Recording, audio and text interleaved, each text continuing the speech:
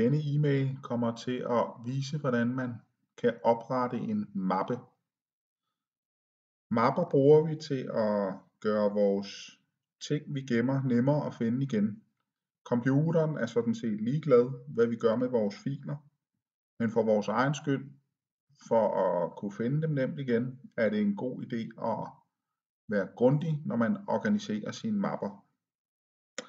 Jeg prøver at starte med at lave en mappe på skrivebordet, og det gøres ved, at hvor der ikke er noget i forvejen, I kan se, her er en mappe, et arkiv, herover en mappe, her er skraldespanden. Der må jeg ikke være, for der er noget i forvejen. Jeg er i det bare ingenting. Laver et højreklik med min mus. Går ned og vælger ny. Går ud langs ny. Og vælger mappe. Så kan jeg navngive mappen. Jeg kalder bare den her for prøve. Og når jeg har navngivet mappen, trykker jeg på enter, så husker den mappenavnet. Hvis jeg vil have flyttet min mappe, kan jeg pege på den,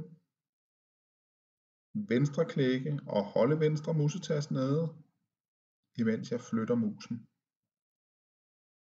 Og giver slip på venstre musetast, og så har jeg flyttet mappen. Jeg skal prøve en gang at vise, at hvis jeg for eksempel er inde i mine stifinder,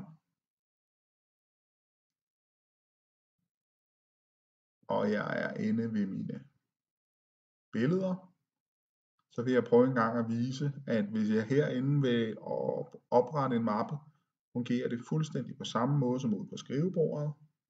Finder det bare ingenting. Højreklikker. Ned på ny.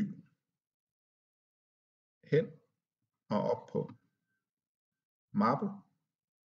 Og navngive mappen.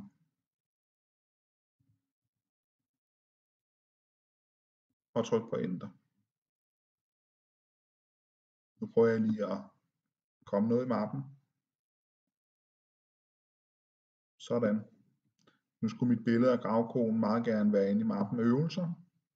Og sørme så. Der ligger det.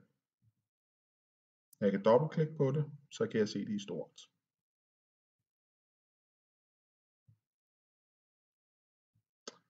Jeg håber, du kan få noget ud af det.